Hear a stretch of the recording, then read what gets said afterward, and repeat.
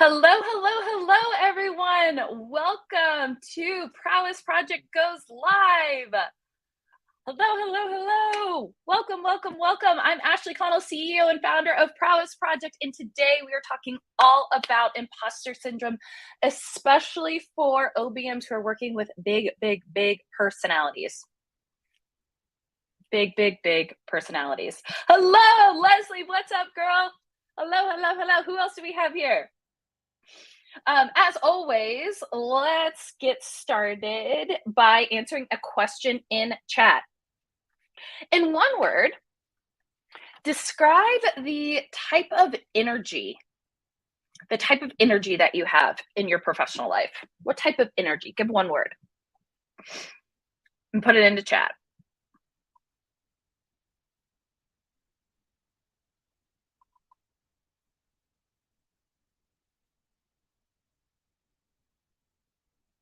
Hey, Nikki. Hey, Steph.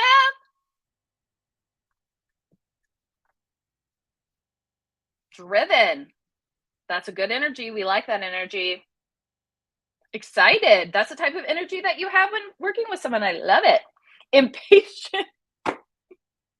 Mission driven. Noted, Stephanie. Noted. Smooth sailing. We love that. Intentional. Great one, Jenny. Keep these coming. Keep these coming. These are all fantastic. I'll tell you why I'm asking that a little bit later. So, kick things off again, Ashley Connell, CEO and founder of Prowess Project. Prowess Project is an online platform that vets and trains online business managers as they're going through our training program. We're gathering hundreds of data points on skills, work style, communication style, use all of that to then match them up with jobs. So as always, this is your time. So let's make sure that if you have a question, if you have a comment, if you like something we're saying, cheering me on. I love interaction. It keeps the energy up.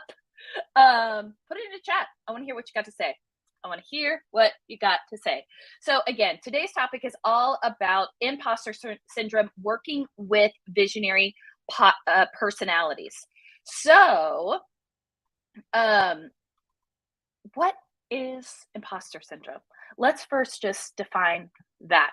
According to Webster, imposter syndrome is the condition of feeling anxious and not experiencing success internally despite of being high performing in external objective ways. This condition often results in people feeling like a fraud or a phony and doubting their abilities. So who in this audience has felt imposter syndrome before? Put into chat if you have felt imposter syndrome.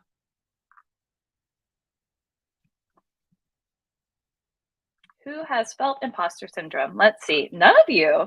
I don't know why you're on this call. Perfect. There we go.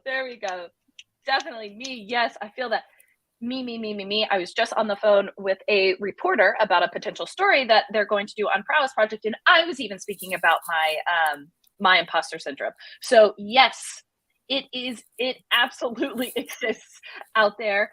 And why I wanted to ask if we all had this is because according to Forbes, 75% of women executives, so we're talking like highest level on there, have experienced imposter syndrome. 75%. 75% imposter syndrome in the workforce. And I would even argue 75% to me seems low. I think people are kidding themselves if they have never felt imposter syndrome. Awesome. Okay, so we always think of imposter syndrome of this thing that is bad, like something that is shameful, something that, oh my God, do I have it and no one else does? Or, hey, I'm about to walk into something and I feel like I do feel like a phony, but I wonder if everyone can tell that I feel this way. I want to flip this idea of imposter syndrome a bit on its head a little bit. Imposter syndrome can be really good. To me, imposter syndrome, what that tells you is it's a sign that you care. It is a sign that you care about this job, about this opportunity, that you want to you want to have great results. You want to get in there and really fly. You know you can, but you're questioning it again because you respect the other person that you'll be working with and you want to almost putting them on a pedestal and you want to make sure that you give results for them. Can anyone relate to this? Oh, Stephanie, I'm loving that you're outgrowing your imposter syndrome. I love that. And Megan, yes, agree. 75 is too low. They're lying. Can anyone relate to that their imposter syndrome could be a good thing because you really care about the results that you are delivering? Yes. Yes. So what this is a huge sign of is what you care about and what you want to deliver good results on. And so the reason why today we're talking about this in particular with working with visionary personalities is because as an OBM, you have a more calm, logical,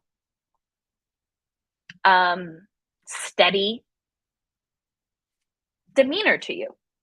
And so when you get into interviews or you get into networking with these big visionary personalities, they may be, how would I describe this? They may be kind of over the top, like me, like very aggressive and animated and excitable. And it can feel very overwhelming when you're meeting them, when you're interacting with them, when you're interviewing with them until you really understand who they are and get to know them as people.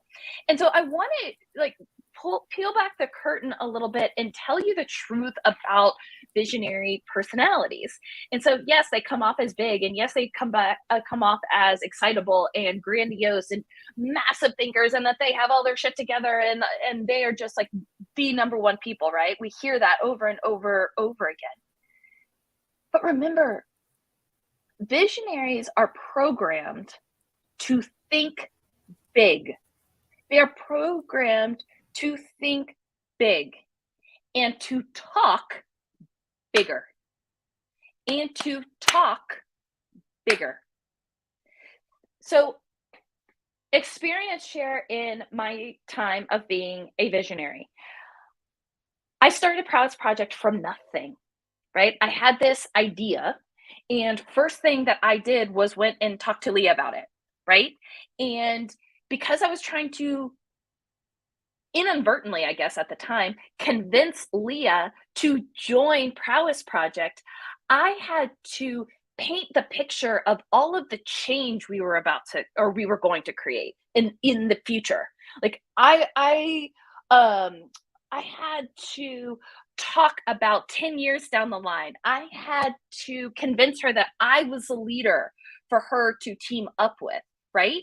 And so I had to speak really big. I had to almost show her where the end result was instead of where I was right now. And that can feel very uncomfortable, especially for people who are more stair step, or people who like sequential series, or people who like to live in the now, or people who like to understand how things work, or people who like to get an understanding or a preview of what's going to happen before they do. That can feel overwhelming.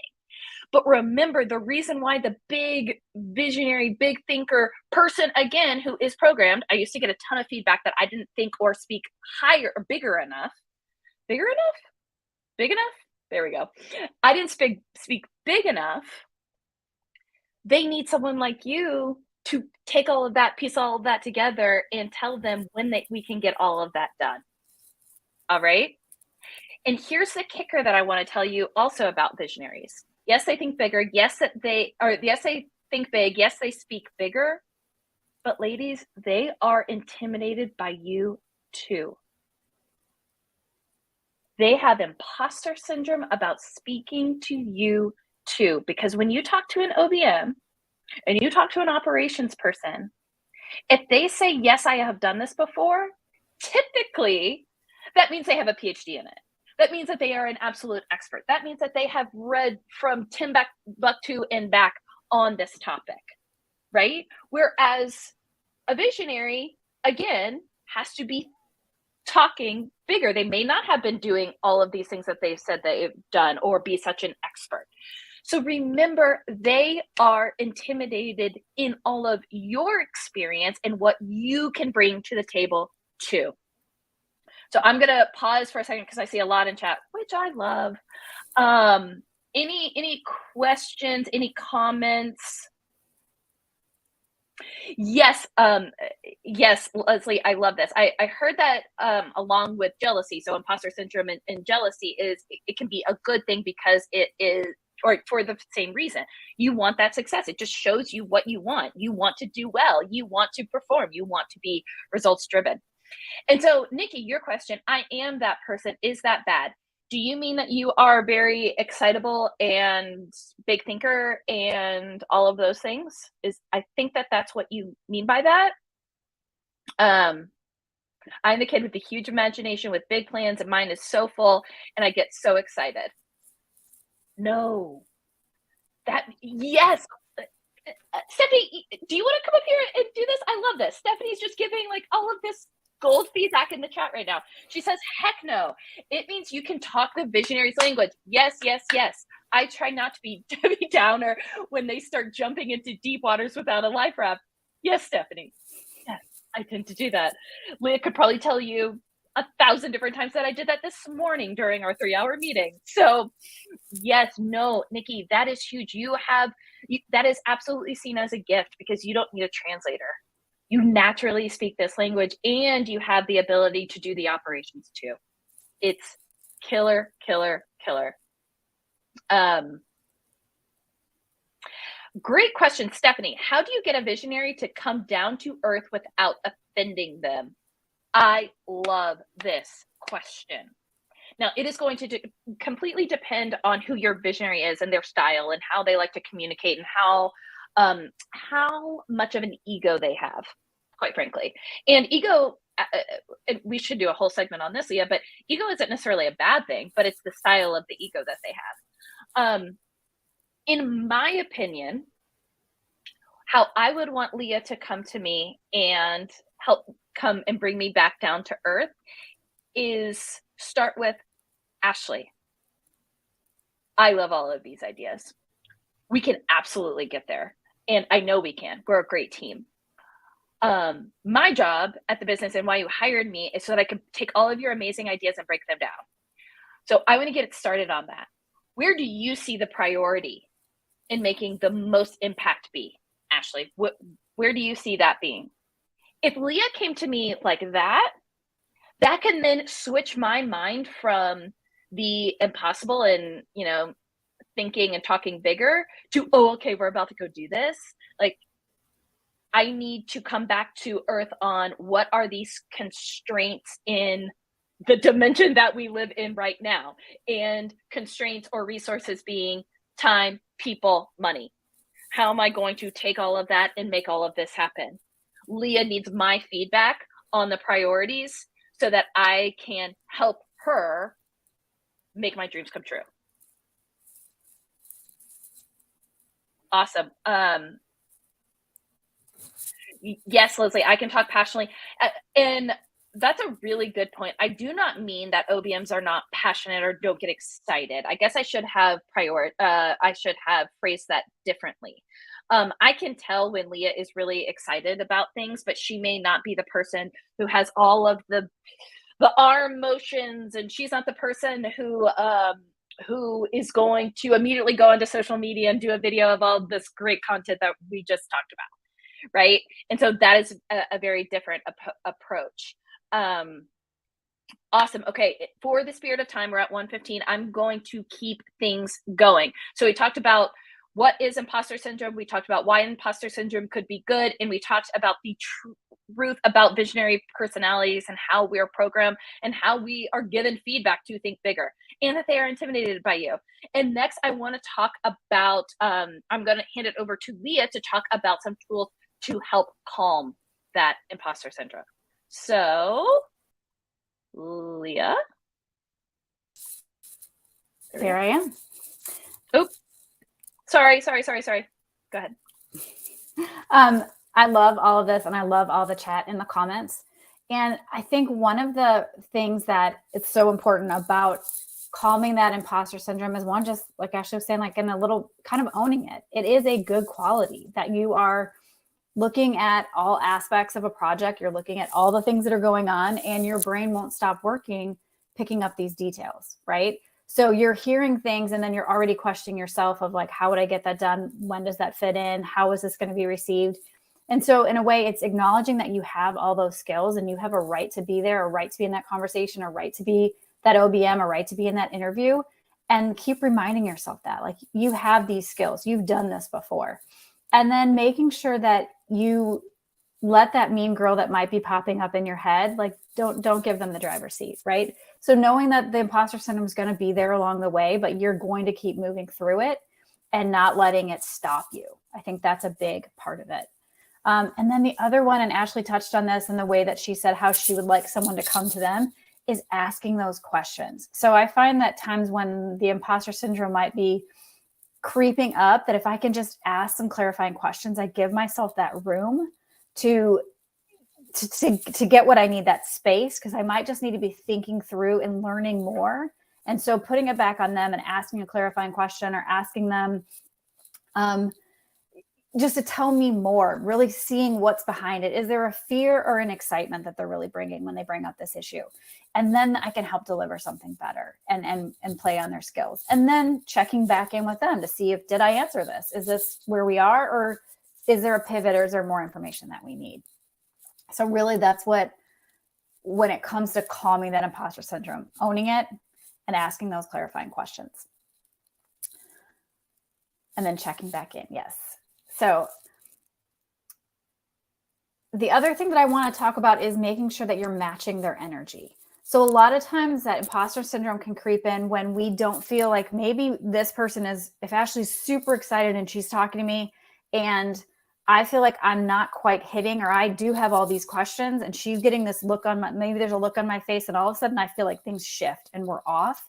It could be that I'm not matching that same energy in the conversation. So sometimes just simply the eye contact, the nodding the head, the leaning forward. If Ashley's leaning forward and I'm leaning forward and I'm saying, this is great, getting them on this feeling that we're both on the same page energy wise really helps make sure that we can continue that really productive conversation. And then my questions are better received, right? Because then she's like, she's getting this, she's excited about it too, or she wants to help, like I'm portraying that energy. Then the questions that I might have to ask her, if I'm saying, you know what, you expressed this priority last week was really, that's taking the majority of my time. It's not received as a pushback. It's received as like, okay, yes, you're keeping us on track. So again, it's making sure that I am portraying those cues to her to know that I really am in this. Let's keep going. And then I'm not getting a reaction from her that's making me question how I'm being perceived. Does that make sense? And Ashley, if you have anything to share on that one, because I know that a lot of times it is, for those visionaries, it is the body language and how they're coming across that is better feedback for them sometimes than the verbal or written that they could get. So keeping that in mind too, that really that engagement is going to help that relationship, and you're not going to be feeling like you're picking up on something that's setting you off track. You are spot on, Leah, and I actually never even realized that. I never realized how much you matching my energy helps our, I don't know, mojo. Like the things keep going. However, what is also great about just having a partner who thinks very differently and celebrates different aspects of the business is when I'm feeling low, you feel high, and vice versa a lot of the times. And so then we feed off of each other's energy and we get back to the positive energy. And sometimes it's that pushback, right? Like sometimes it might be, if a conversation, let's say someone showed up to the meeting and they've just been stuck in traffic, one of us is just off, and the other one's like, all right, we got a lot to get to. Let's take 5 minutes. Let's get this out, and then getting back into it. So having those guardrails set up ahead of time too, when knowing that you're two different personalities, that's super helpful, right? And so Ashley and I've had to do that at times to be like, okay, yes, we could bitch about this subject for a long time, but we're not going to. We're going to stay here, 5 minutes, get it out. Now let's come back and let's be productive. And both sides are like, yes, yes, yes, I got it. Oh, man. Yes. But there, I will also say Ashley has a good respect for my, I don't know what to call it, but like I don't get I'm not usually over animated. When I'm calm is when I'm most productive. And so it's also me saying that, like, no, I'm just actually listening, right? If it's you're quiet, what's going on?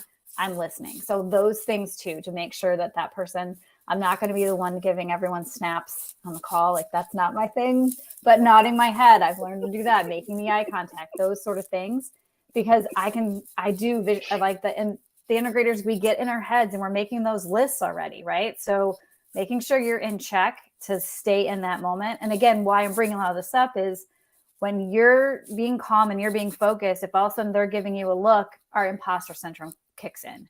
So that's how we tamp that down, is just to make sure you're staying on the same page and staying in that moment. Yes, and you nailed it, Leah, because when you are being quiet, my natural reaction as the visionary is she doesn't understand or she doesn't like my idea. Mm-hmm. And so I do need that tidbit of feedback being like, oh, I'm thinking. And then as soon as I hear you say that, I'm like, oh, shit's about to get real. It's about to get good. Like whatever is coming out of her head is going to be like straight gold.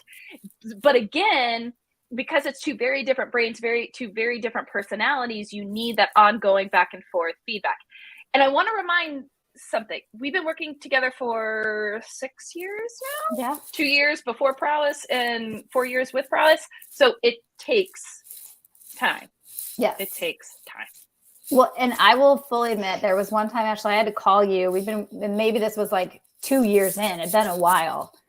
And I called you and I said, Ashley, and your first thing was like, why are you calling me? Is something wrong? And I was like, no, I need to put this on the table. I need feedback. And so I need to know, it was just a real blunt conversation that as quiet and calm as I can be, I am a person who needs feedback. Yes or no, this is good or bad. And being a visionary, you move really quick. When something succeeds, that looks great. You hit send and you're done. And I'm over here going, did she hit send because she needed control? Like she just I wasn't doing it right, or I didn't do it fast enough, or whatever it was. So also being able, as with that imposter syndrome, to be honest about it and ask the question of like, can you give me some feedback on why this happened? Right. So then we don't start telling ourselves stories and getting into some other thing that's never even happened. Right. So that honest question back to you, and you being receptive of like, no, it was great. I just checked it off the list. We've moved on. Yes. And then circling back to imposter syndrome, my imposter syndrome is always, well, Leah has her act together. I don't want to ask Leah another question because this is going to slow her down, or Leah's so advanced in all of this technology, I'm slowing things up, or I've asked her this question over and over again. And so I too get all this imposter syndrome of, I should be as advanced in Leah and all these technologies. I should be put together. I should be able to, in my brain, know exactly where this thing is and what we talked about. And I just don't. And I feel like I'm slowing her down. And then I feel bad. And so, like I said, it goes both ways on the imposter syndrome. And that's why we have SOPs, right, Ashley? Exactly. All right. Any questions? I cannot believe we're 5 minutes left. Any questions? Anything else you would like us to expand on about the visionary integrator relationship? We may not get it today, but it will help us for future times. Agreed, Leslie. That did go quick.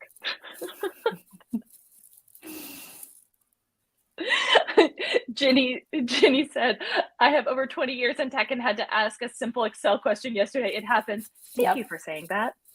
Mm-hmm. Mm-hmm. Mm-hmm. Mm-hmm. Any other questions? Does anyone have anything about interviewing that they're nervous about?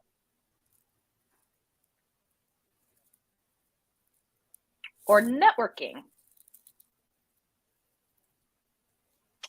Any resources like books to work on these skills you recommend?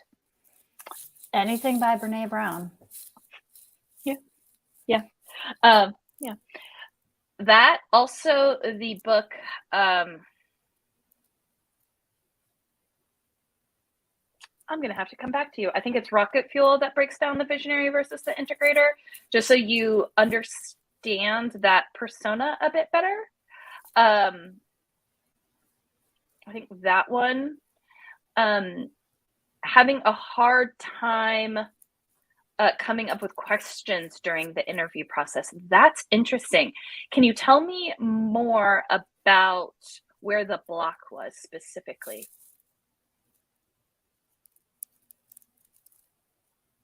I can be a blabber when I'm with extroverts.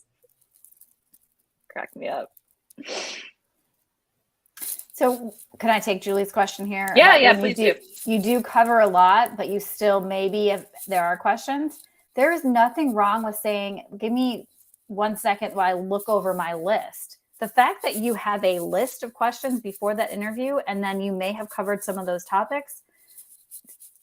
Ashley, correct me if I'm wrong, but if I was sitting there in an interview checking off the things that I wanted to ask to make sure we covered them, you would be like, that's amazing, right?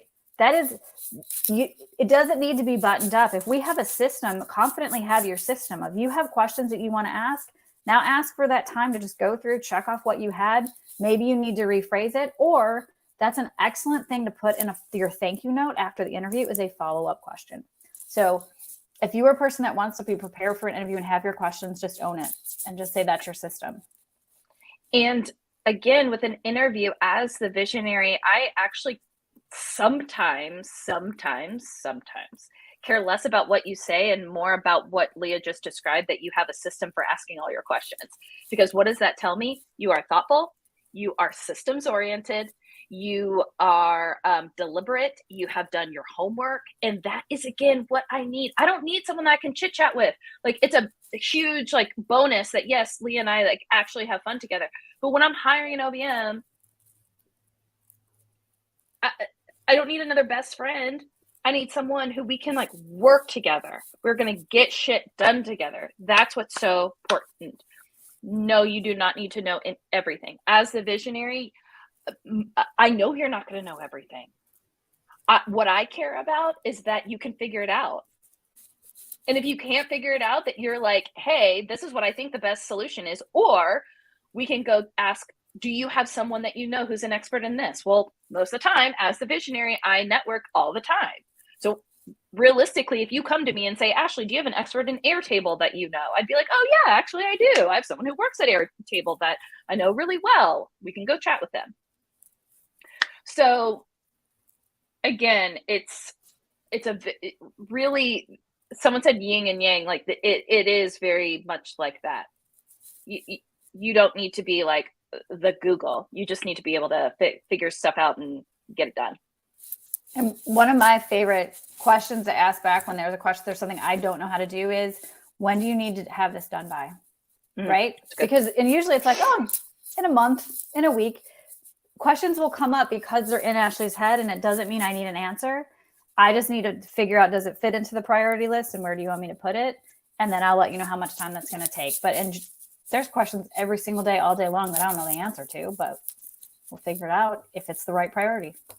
We will figure it out. All right, y'all, I have to hop off to another call, but this has been fantastic. I am going to wrap up today just saying we will see you next week. We will be joined by consultant and coach Marusha Murphy. She is fantastic. She talks all about creating communities with your target audience.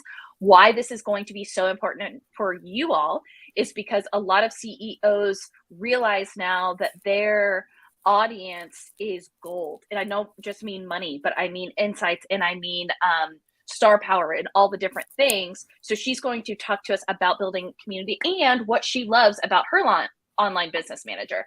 And so if you want to subscribe to our calendar to make sure that you have all of these just ready to go, I just put the link in chat.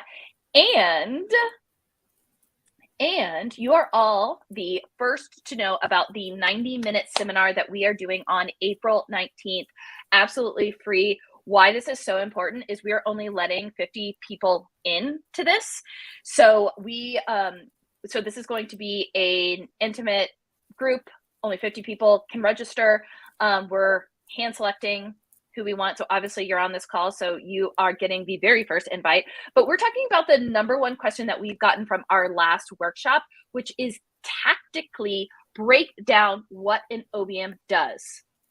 And so Leah is going to walk through different scenarios of different types of client that she has and how she services them or how she works with them. And so I think this is going to be really eye-opening so that, again, you can understand what your life will really look like as an OBM. So if you are interested in getting one of the 50 spots, can you send us an email to hello@prowessproject.com and you will get on the list early. Prowessproject.com. hello@prowessproject.com. All right, y'all. Okay. I am going to hop off, but as always, it was a blast. And if you want any other questions, comments, resources, head over to prowessproject.com or check out our YouTube. We are making an effort to add more and more videos there. See y'all.